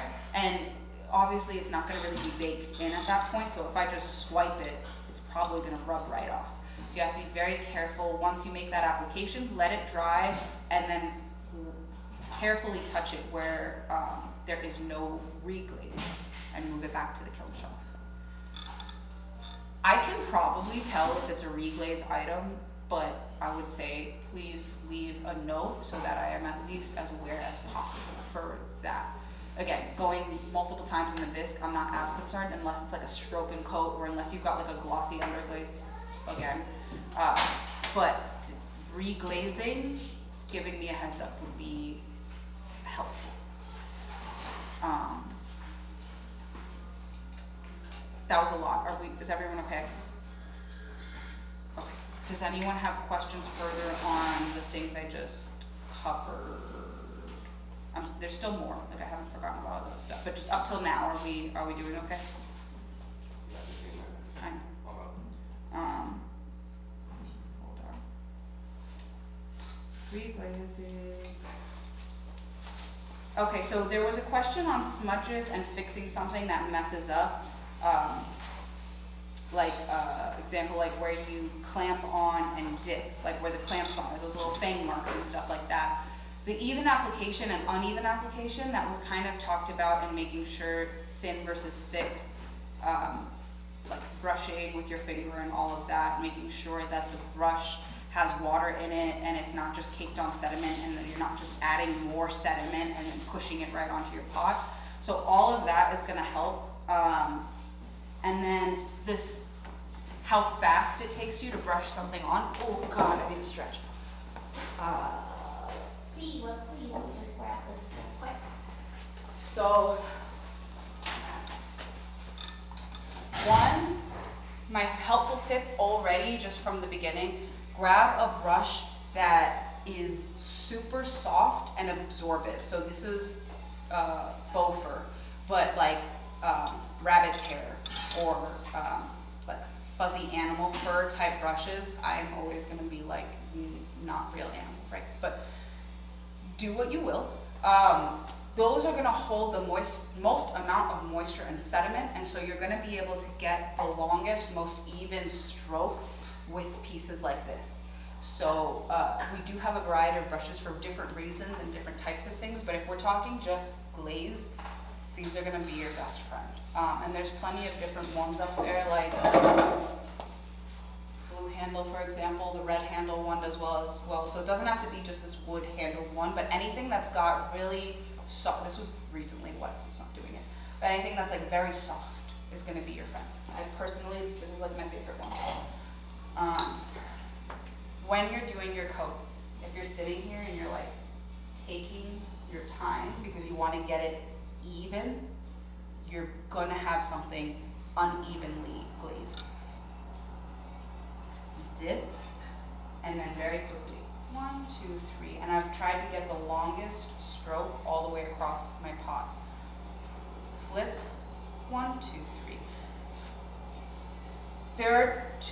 With brushing, so now I'm gonna go a little bit more into like brush specifically for a moment.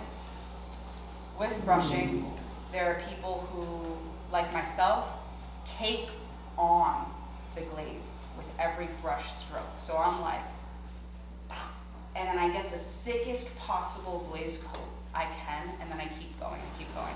That's just my personal glaze style.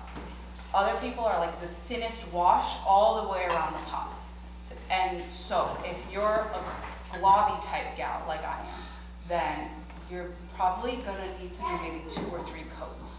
If you're thin, full application type person, you're gonna need to do like 5 or maybe 6 coats. So when your commercial glazes or something tell you this many strokes, it's kind of bullshit because it depends on, one, how thick the glaze is, how easy it is to to actually get it all the way across your pot. And also, it kind of just depends on how you glaze. So that's why I revert back to that, like how thick is the sediment off the side of your pot. So like it's waxed up to here. So then on the bottom here, I can see if the glaze was sticking out, how much, right? And I'm gonna say again, you're going to like 1 to 2 millimeters, dime thickness kind of idea, and let that sediment cake on. Also, there's no like right or wrong if you're thin wash versus like globbing it, but I will say probably start with like thin full applications and then just keep adding and adding and adding. If you've had the problem where you're like, okay, but I keep brushing and brushing more and more and it's not caking on there, I just keep wiping some away here and it's thick here and like what the I feel you, same. So that happened for me for a while. Your base glaze, that first layer, has to dry completely. Then you can add the next layer. But make sure your glaze again, make sure your brush is not sopping wet because you'll pick up all of the glaze that you just put back on there and wipe it away. So when I say rinse off your brushes, I mean just make sure it's not like crumbs of actual glaze in there, right? Like you can see when something's gross and cakey and you're like, oh, probably not. Like if you had a makeup brush and you were gonna put it to your face and you're like, ew. Same thing with glaze. Like you don't probably want it to look gross before it goes on your pot. Likewise, you don't want it to be dripping wet because then you're gonna be pulling all that glaze right back off. So I would make sure, yeah, sorry, I'm going around in circles now. Hi, cutie pie. Have a sip of Dad's because there's a straw. I'm sorry I'm talking so much. Oh, you're the best. This is great. Thank you so much. You're welcome. If there's any other stuff that I didn't cover you have questions on, just shoot me a text. We'll talk about it. I will. Thank you. Thank you. Yes. Does anyone have questions on any of that stuff I just mentioned?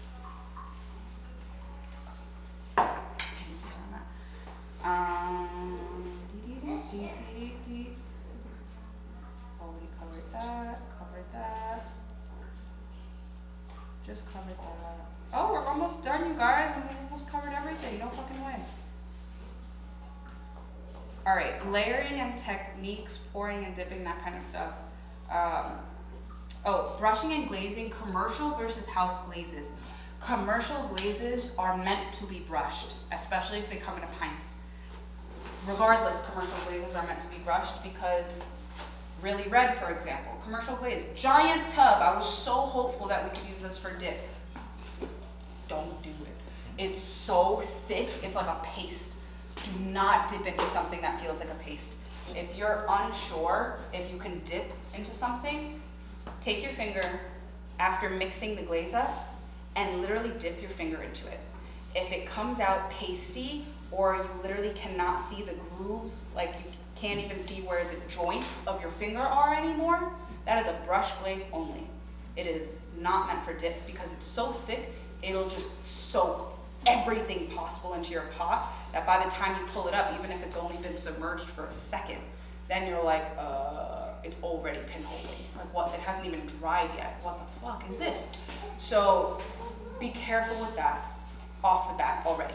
House glazes, the ones we make here, will naturally be better for dipping because we make it thinner and I load Epsom salt into it, which basically helps the mineral suspension to give you even slightly thinner coat so that you can dip once, maybe twice. But again, if you dip your finger and it's like see-through, you're like, wow, that was kind of watery. It's probably too thin, to which case you're gonna need to do like a 3-second hold in there. Like you're gonna need to keep it in there longer because it's gonna take longer for sediment and everything to actually seep into your pot. You can still brush house glazes though. That doesn't mean you can't brush the ones we make. You just might have to do a couple extra coats of it because it's not super thick. Now, to dip your finger and to get like ideal, like, ooh, this is what all glazes should feel like. One, consistency is something like milky honey. I've yet to come up with something better, but it wants to be connected and thick like honey, but it wants to be a bit fluid. Help me come up with a better example for that. But basically, if you can dip your finger and you can still see the joints, but not the striation lines of your finger and like hyper detailed, if you're just like, oh, my finger's coated, but it doesn't look like cake batter, and you can't see through to the actual like color of your finger, perfect glaze. That's what you want no matter what the application is, if I'm being honest. In case you're like, well, why do commercial glazes do that? There's something called like CMC gum and other natural minerals that will burn out, and they put that already into your commercial glazes to make it easier for brushing. Fair warning, if anyone's like, I'm gonna get CMC gum for myself, and then use that in conjunction with some of our house glazes, you absolutely are welcome to, but do not make a big batch of that and leave it alone. It will create mold and other issues, and that's why sometimes you get a commercial glaze and you're like, oh, it smells like shit. It's got naturally occurring things in there that are creating live cultures, we'll call it. It's not bad, it's all gonna burn out no matter what. We have a kiln vent, we have all of that stuff, but you're best mixing a little bit at a time when you're actually glazing that bit, just fair warning. And put that in a separate bucket. Yes, yeah, that should be Take like, some glaze, pour that in the bucket, Yeah. mix your CM gum. Then you don't want to pour that stuff back inside of your bucket, the big glaze. Exactly. Because that changes the chemistry of it. right, Ultimately. exactly what Phil said. This goes back into the cross-contamination thing we talked about. So get yourself a mini bucket. These cute ones from Lowe's come with their own little baby lids as well. So you can have your own like little mixes. I'm so basic, I love this thing. So fucking cute! Oh God, every tiny thing just makes me hurt. If you want me to buy something, make it mini. There you go. I have a Yes. question about like doing the dip, but like say I want to dip a mug and I want the whole thing to be that glaze, Yes. right? Like the inside also, but I also don't want it to be too thick. Like I feel like I'm struggling to like get it completely inside the mug and also take it out before it's coated too thick. Yup, that's perfect segue. That's the next bullet. No, Oh, perfect. perfect. Okay, so using tongs, gonna be your friend. Now I'm gonna be talking, so this is pouring and dipping, we're gonna talk about in conjunction, and this is basically the last bullet note. Layering techniques. This is gonna be easy before I talk about that real quick, just so I hit all of my points. Layering techniques. I kind of mentioned this to you, Maria, as I was bouncing back and forth between all of these different things that we've talked about this afternoon, but if you're gonna layer things, I would recommend brush only, or dip and then the top coat be a brush. It will avoid the caking, the pinholing, and all that other stuff.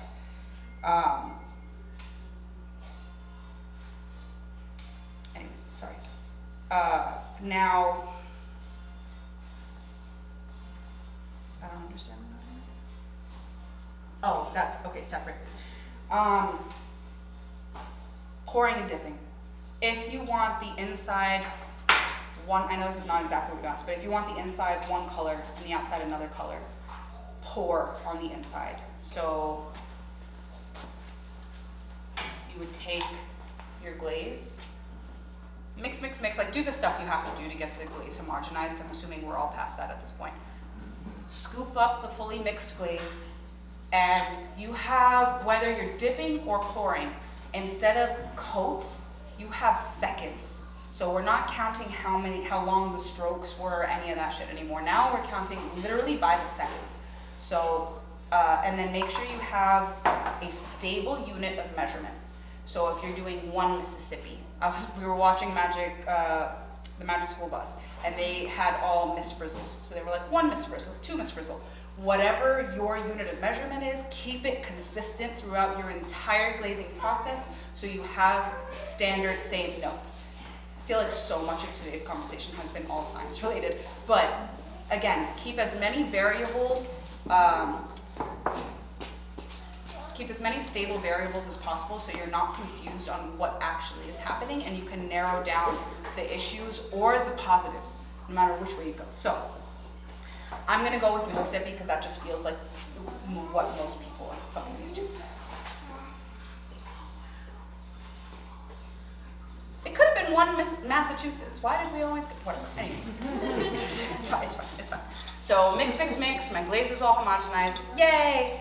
I'm gonna pour, I've got seconds. I'm gonna be obnoxious, I'm gonna count it out. I'm pouring in, so as the pour starts, 1 Mississippi, 2 Mississippi, and in the 2 Mississippi, I'm already pouring it out. As I'm pouring out, I'm tilting back into the original glaze bucket, pretend like it's here, and I'm spinning as I go so that I fully coat the inside. That way you're not just like pour in, pour out, and you're like, well, I've got a huge blob of shit that didn't even get glazed. Like, what do I do now? So as you pour in, 1 Mississippi, 2 Mississippi, kind of like. Slow motion recap.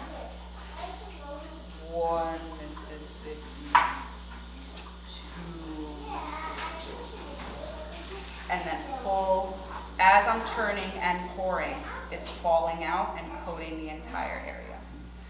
And then, you know, you don't waste anything, it goes right back in the bucket. You'll probably have to clean up a little bit of the lip. And so because of that, I always recommend glazing the inside first if you're gonna be pouring. So that way you don't like, you know, you glaze the outside, then you glaze the inside, and you're like, oh, but it ran and I didn't want that. If you did, great, well, here you go, congratulations. But if you didn't, then you're kind of stuck because that other glaze is already there. And if you try and clean up glaze that went on top, you're just wiping away both. And then now we have this uneven glaze application. We're back to step 1. Now, has everyone seen Pirates of the Caribbean, at least like the first one, where they have the boat over their head, but they're underwater and they can still breathe because they created that air bubble? Huh? Actually, it's not. Because the boat will want to go back up. So Oh! they have to hold it down. Yeah. They need weights on their feet. Yes. Stay on the bottom. See, okay, everyone's too scientifically smart in this room. Okay, yes, but the air pocket, the air pocket part, you're correct. Yeah, the shape of the boat is absolutely correct. And to be honest, even the shape of the boat, the way it was pointed at the tip, I'm like, there's no fucking way. So you're right, but just giving us a visual example of an air pocket so you kind of know what I'm talking about. So then if you wanted to, and then this is kind of going into a dip / pour situation because it's not like a full dip. It's kind of a half dip. So 1, if you've glazed the bottom, then you can always do it backwards. You can create tension on your pot by pushing against either side. Phil's hand's big enough that he can just do one hand, and I can't. That shit scared the fuck out of me when he did it yesterday. I was like, oh my god, he dropped it. Oh, just kidding, he's got full control. I'm not the one, so I create as much tension as possible so I feel as secure as possible. And then you can go straight down into the pot and come straight back up as long as you're watching the surface level creep until it gets close to that other glaze, and then you can come back up, clean off the waxed bottom. Awesome. Or you can do it the other way if you really want to get a thick, you know, glaze along the lip and everything else, and you want to see maybe an overlap of the 2 glazes along the lip. Hold from your foot, or if you can, some pieces are not going to allow you to do this, let's be real. But if you've got something that you can grip onto, now I can't because of the wax. Grip like this and then go straight down into your pot. Go straight down into the glaze, and then you can see the glaze like and then you just stop once it gets to the level you want, and then boop, boop, boop, boop, boop, come straight back up. Be careful. When you enter the glaze, make sure that it's completely placid, flat on top. You don't want like a wavy, you just mixed it and you dip right in, because those waves are not gonna create an air pocket seal. Likewise, if you go down and then boop, move, you release that air pocket and then all the other glaze floods right in. So, straight down, straight back up, unless you want it to flood, but like probably you don't. Those are my helpful tips. Now, how do you get the whole thing glazed 1 even coat? even when you're going down also, if you kind of notice the pace I was going, I'm like that, like 1 Mississippi, 2 Mississippi. You never want to do more than 2 Mississippis. So if I was to be dipping this twice, and this kind of goes into Maria, your other question. 1, make sure that your tongs are only touching where the teeth are, where the bite marks would be, right here and right here. So make sure these edges aren't screwing up anything else. If you're gonna be dipping into one glaze, always start, oh sorry, I thought you had a question. Always start fully submerged. So I will go down, like lip like this, submerge scoop. So like, I'm gonna do that up here so you guys can see me. Pretend this is my glazed like bucket bottom. Scoop, submerge. And then on the way up, empty. So you have to make sure when you come up, you're always emptying your piece, doesn't matter what it is. Cup, bowl, juicer, whatever it is, empty every time. Or are we gonna do it? I mean, why you got a piece and you got it already ready. Yeah. Is that mixed or not? That looks sus. Anyway, and you have, again, we're talking seconds. So if I was to be dipping into 2 glazes, 1 Mississippi, as fast as you fucking can. 1 Mississippi emptying out. Give it a shake, sponge, wax the bottom. I can't emphasize that enough. If you're dipping from A to B, that's also the cross-contamination factor because wax is gonna keep that glaze wet and just on the surface. It'll mix back in, it's not drying. So clean that bottom, then dip 1 second into glaze B. If you're dipping just into 1 glaze, is it ready for me, Beth? So I'm waiting. If you guys want to like aerial view of this, you're welcome to get closer. But placid surface, no more issues. Giving it a couple taps to get rid of any of the bubbles that are hiding in there. And then 1, 2, 3, I'll do it. But again, 2 Mississippis. Everybody ready? Yep. 1 Mississippi fully submerged, 2 Mississippi on the way out. Give it a couple shakes, get all of the glaze out from inside. Kind of give it a little rotation. It's got bubbles already forming. I'm gonna blow on it a little. I'm gonna have to give this a little sand with my finger because I know these air bubbles are simply because of the grog. So sometimes air pockets and pinholes just happen. Give it a little sand. I'm not too worried. Clay grog, so like Yes. that's gonna happen more with the groggier clay. Yes. Not So like really with the white clay. probably not as much with the white clay. However, the trade-off, the white clay is probably gonna run more. And so there's like a hint of a difference there. But as soon as this is dry, I can take, it's not dry enough yet, but I can take my finger and rub out a lot of those air pockets. So already, right here looks a lot smoother just from a rub. And I've barely got anything off my fingers, but I was able to completely seal that outside. Now, if I wanted to, again, that was like a pretty good 1 Mississippi, 2. I kind of did a fast 2 Mississippi, and this feels a little thin. If I wanted to, I could go in for coat 2. Kind of, I might be chancing it. Let's walk around and find out. Go real quick. 1 Mississippi, faster dip. I'm not gonna take any chances. Really give it a good shake. I'm gonna absolutely have, oh, my shoes. I'm gonna absolutely have to give this a finger sand when it's done. But dismounting from here, what do? Because now you're like, great. How the fuck do I not touch it now? So if you guys noticed, I started like this with my pot upside down. I'm clamping at the bottom here. Rotate, hold on for dear life, and get yourself comfortable. Then you're gonna make your way to your table surface. Put it down, make sure you have full control over the handles here. And then slowly separate, peel away.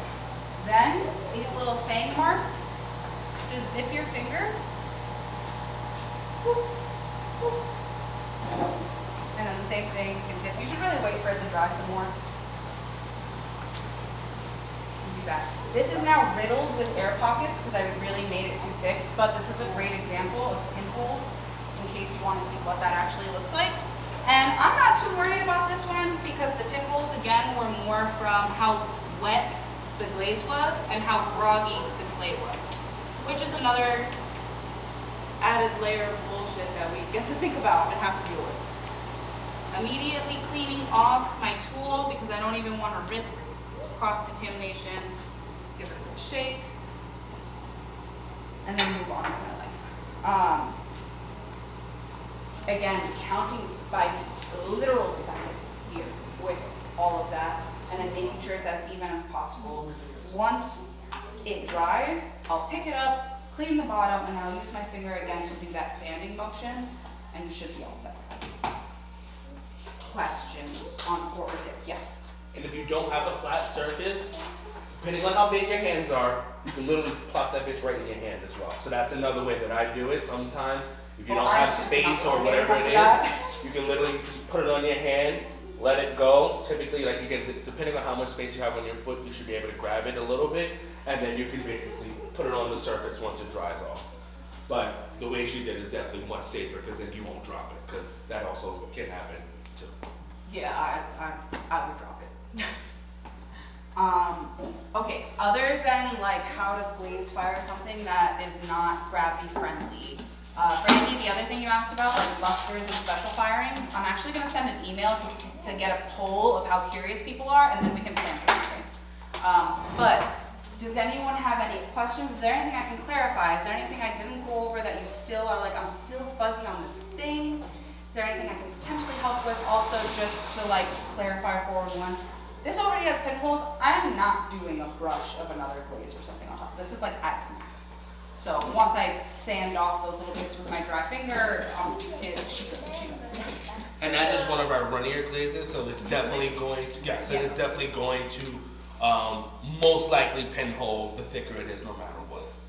So after the first dip that you did, was that technically enough for that pot and you just did the second, for example? But like, you it would have been, it was at that funny range where if I wanted to sand and brush a second glaze on top of it, I could have. But I really was like pushing it as far as possible, one, so you can see a 2 second versus 1 second dip, and so you can see what like a pinhole actually looks like and shit. And then if I want to brush on top after I've dipped something, should I just do 1 second with the dip and then like a single coat of the 1 or 2 coats. Again, it depends on how thin and even your glaze applications are with the brush. If it's really caked on there, just 1 coat. If it's like barely existent, probably a good 2 coats. But I'd say your safest bet, 1 Mississippi and 1 top coat with the brush. Depending on how much you want to exaggerate that glaze so much. Right. And again, if you're nervous, if you're like, whoo, I really pushed this one, cookie. For the bite marks in the glaze from Yep.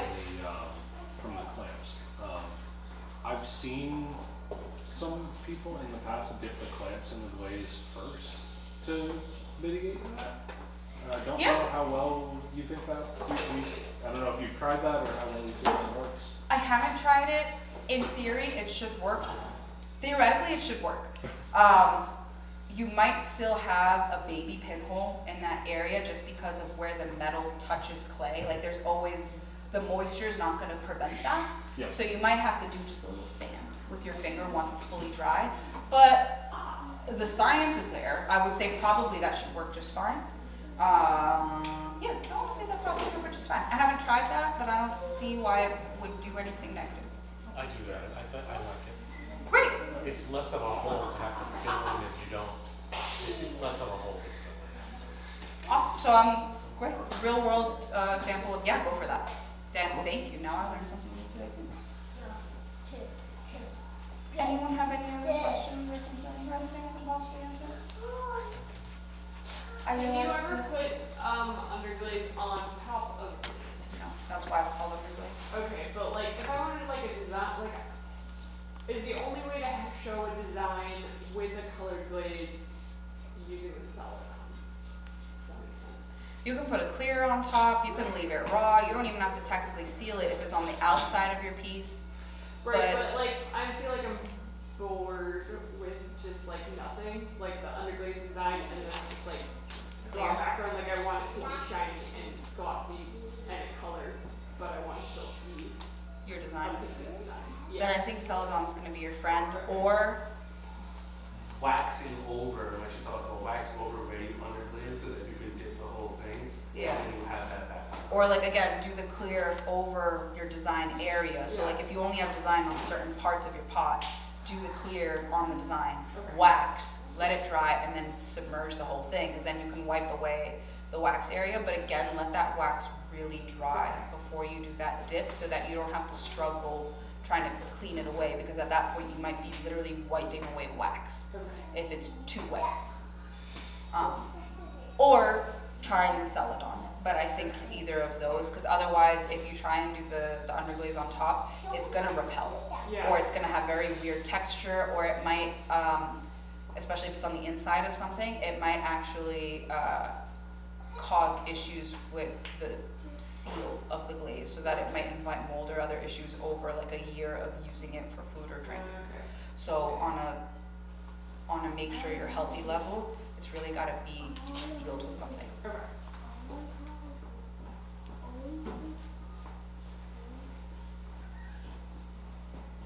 Are you just laughing at my stupid face, or like you have a question and you're like, No, I'm gonna just like try all of this. Great! Like a million times. And Yeah. I'm probably gonna fail. I mean, like, a million you guys are always times, and then- welcome to ask questions too. Like this